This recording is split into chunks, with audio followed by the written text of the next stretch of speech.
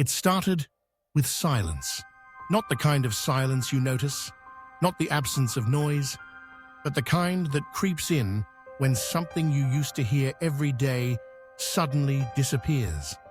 Like the hum of an old refrigerator that breaks and leaves behind an unnerving stillness.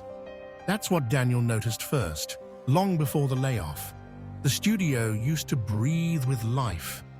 Tape reels spun, engineers muttered over dials, and rooms carried the quiet weight of human intention. But one day, he walked in, and it was gone. The machines were still there, bigger now, cleaner, but they didn't hum. They processed, quietly, precisely, flawlessly. Daniel Kessler had been a sound engineer for 28 years. He wasn't famous, but his touch was unmistakable.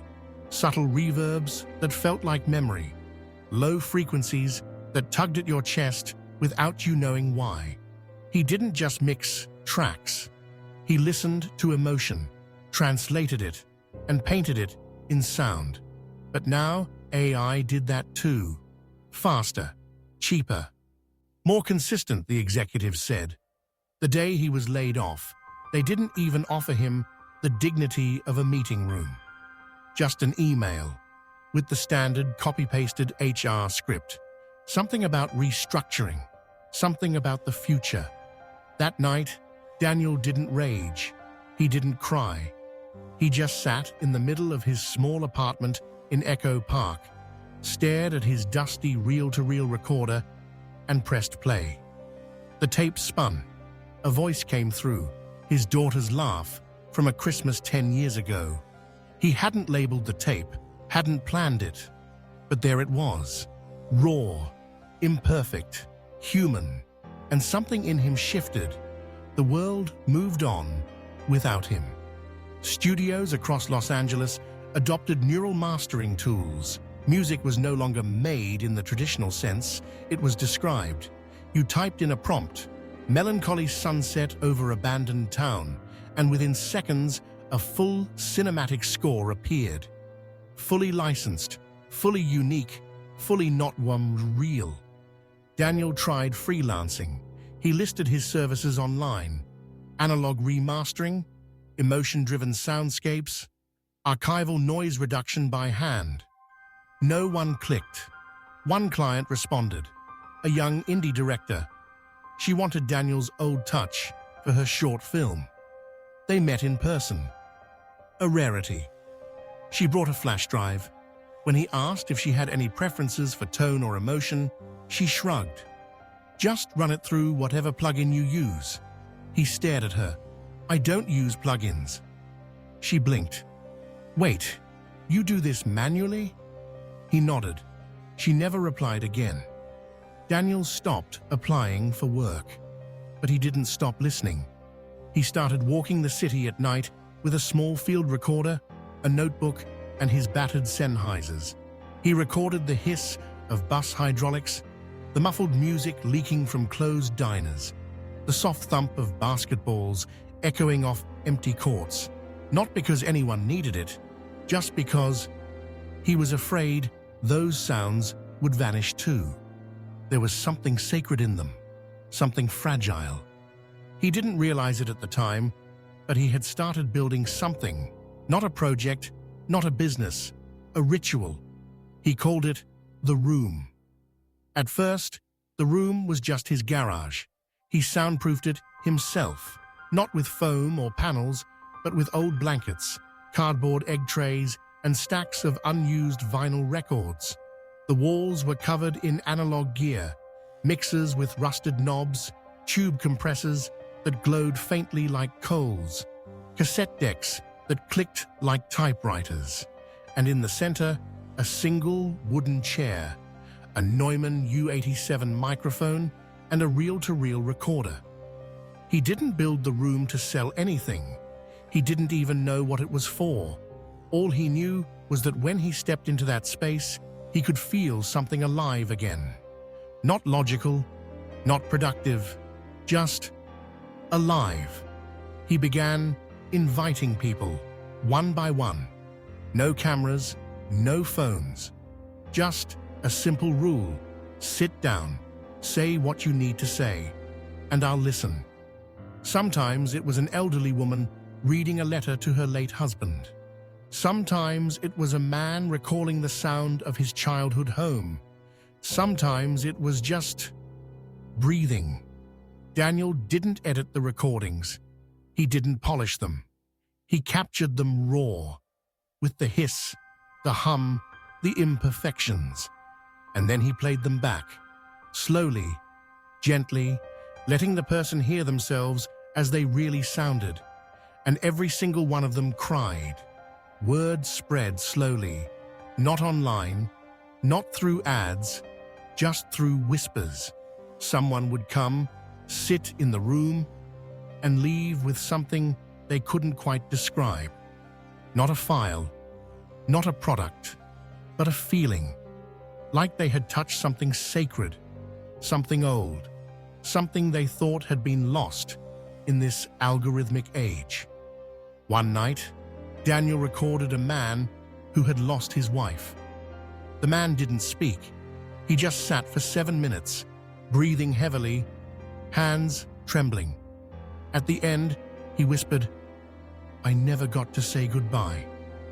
Daniel didn't respond. He just played the tape back. When it finished, the man asked, "Can I have this?" Daniel handed him the reel. A week later, that same man returned, not alone. With him was a woman in her 50s, then 2 others, then 5. They didn't want therapy, they didn't want music, they just wanted to feel heard. And the room did something no machine could. It didn't optimize their grief. It didn't predict it. It just held it, exactly as it was. Then something strange happened. A young musician visited. She had heard about the room from a busker downtown. She brought her guitar, not a performance, just her voice and some unfinished lyrics. Daniel recorded her, raw, one take. He gave her the tape and thought nothing of it.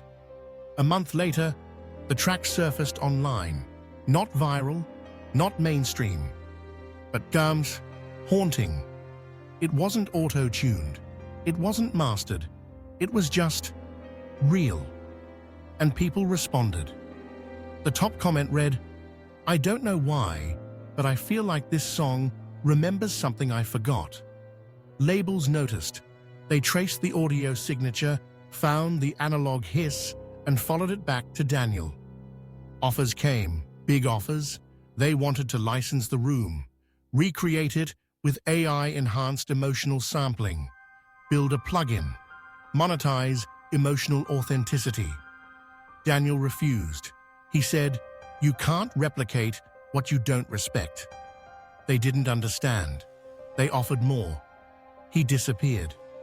By now, the room had moved. He found a place up in Topanga Canyon, an old cabin with no Wi-Fi, surrounded by trees and the slow rustling sound of wind through dry leaves. He rebuilt it, not to scale, not to profit, just to protect it. People still came. They brought nothing, left with less, but felt more. A woman once asked him, "What exactly are you recording here?" He looked at her. "Proof," he said, "that we're still human." 2 years passed. AI continued to evolve.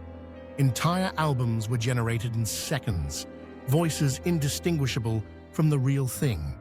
Artists who never existed topped charts, but beneath the noise, something else grew. Bootleg tapes began circulating. Not digital files, physical reels, cassettes, vinyl pressings of room sessions, no artist names, just timestamps. Some were barely audible, others were nearly silent.